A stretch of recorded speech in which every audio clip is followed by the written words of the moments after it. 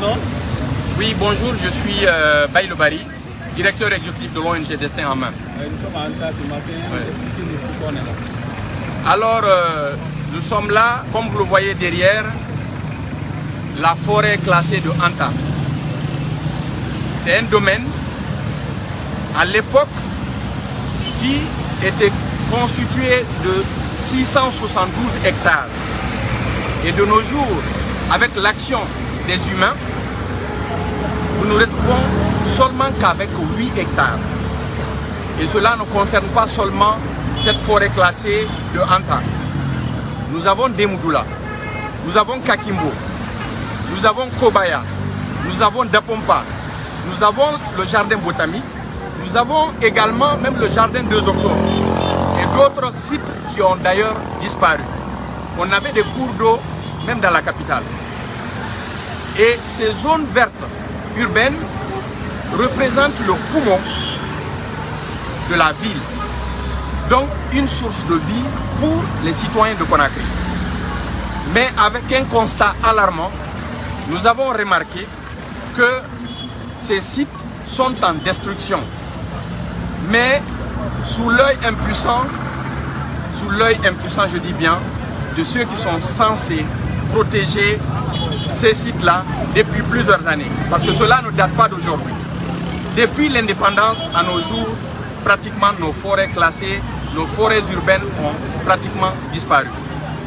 Derrière moi ici, nous sommes là aujourd'hui et ce site a été choisi par rapport à l'agressivité, à la destruction et à l'occupation illégale de cette forêt de Anta. Elle a été morcelée. Une partie a été construite. Et où nous vous parlons, on nous a empêchés.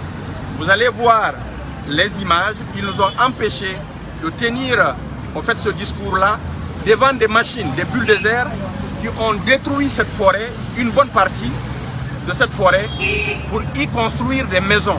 Il y a déjà, comme vous le voyez dans ces images-là, il y a cette maison qui a été construite en moins d'un mois. Elle a été construite en moins d'un mois. Et vous voyez tout autour ici, il y a d'autres maisons qui ont été construites. Il y avait un fleuve, ce fleuve a disparu. Il y a des déchets, c'est devenu un dépotoir de déchets. Il y a des arbres qu'on coupe, il y a d'autres cours qui sont construites à l'intérieur. Il y a aussi des garages qu'on y retrouve. Il y a même du bétail qui est revendu. Et il y a d'autres activités illégales qui se pratiquent au niveau de cette forêt-là. Mais cela, ce que je vous dis, c'est tellement alarmant qu'on ne pouvait pas.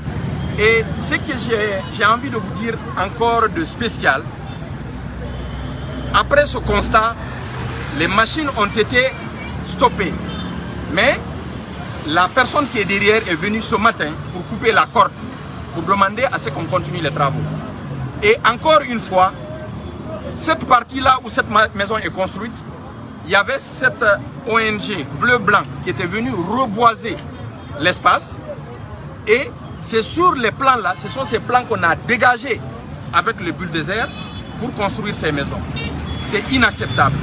Donc ce que nous avons fait, l'ONG Destin en main, en collaboration avec ces ONG et d'autres partenaires, nous avons écrit au président de la République, au Premier ministre, au haut commandant de la gendarmerie nationale, au ministère de l'Environnement, au ministère de la Justice, à l'urbanisme et à l'habitat, à l'administration du territoire, au gouvernorat et à toutes les mairies de Conakry, également au système des Nations Unies parce qu'ils ont un département qui s'occupe de l'environnement. Nous avons porté notre plaidoyer auprès de ces institutions publiques et privées et également internationales pour qu'on ait des clôtures au niveau de ces zones réservées de l'État. Des clôtures soit en barbelé ou en mur pour protéger les endroits qui nous restent. Mais également, nous demandons à ce que ces espaces soient reboisés. Nous demandons à ce que ces espaces soient surveillés, soient contrôlés. Mais vous savez, le président vient de lancer dans l'initiative Un citoyen, un arbre protégé. Mais aujourd'hui, nous voyons que cette initiative est en train d'être sabotée par certaines personnes mal intentionnées qui veulent tout simplement saper l'autorité.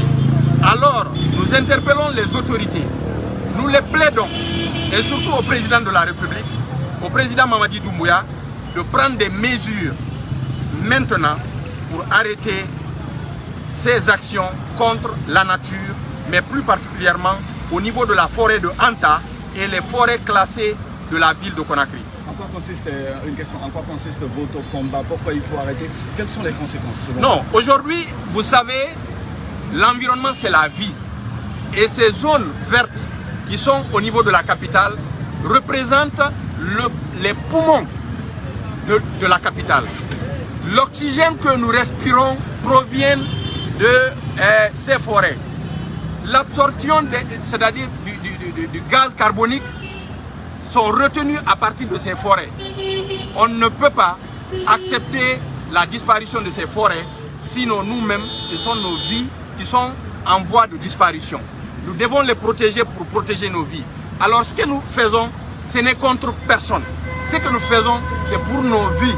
Alors il faut que les autorités prennent leurs responsabilités et prennent des actions immédiates pour arrêter toutes les actions illégales au niveau de ces zones fortes classées de la capitale, mais également mener des actions dans le cadre de la clôture, du reboisement, de la surveillance et du contrôle de ces zones. Et vraiment, il faut aussi que les pratiques cessent au niveau des citoyens, parce que n'ignorons pas que tant que vivra la forêt, nous vivrons. Mais le jour que la forêt disparaîtra, nous disparaîtrons également. Je vous remercie. Quelle est votre réaction après avoir constaté qu'il y a des constructions, qui commencent au niveau de cette forêt classée? Vraiment, cette situation nous a écœurés quand on a appris de ce qu'on a appris après la destruction de ces plantes qu'on a mis en place le 3 août 2021 à l'occasion d'une année d'existence de l'ONG Bleu Blanc Guinée. Et après quelques mois, on a constaté qu'il y a eu une destruction massive et il y a eu la construction illégale dans le site que l'ONG a reboisé. Vraiment, c'est un constat alarmant que nous avons dû faire. Et c'est pourquoi nous avons dû alerter à tous les niveaux pour pouvoir mettre fin à tous ces travaux illicites pratiqués aujourd'hui dans nos zones classées, surtout qui sont les sources de vie dans notre société. Face à ce constat alarmant, qu'est-ce que votre ONG compte faire? Notre ONG compte bien poursuivre son combat de défense des droits humains à travers l'environnement et autres activités sur la vie de la société. Et là, déjà, beaucoup de démarches ont été effectuées auprès des autorités. Des plaidoyeries ont été effectuées et que des courriers ont été envoyés au niveau des autorités concernées, les demandant de nous aider, de nous appuyer, de sorte que ces activités qui sont en train d'être faites, ces agressivités dans les lieux classés soient stoppées. Beaucoup de nos démarches ont été faites aujourd'hui depuis le jour qu'on a contacté ça. Merci. Il y a eu quelle réaction des autorités pour l'instant? Pour le moment, face à l'œil impuissant de ces autorités, on ne voit aucune réaction puisque les activités continuent sur les sites en question. Merci.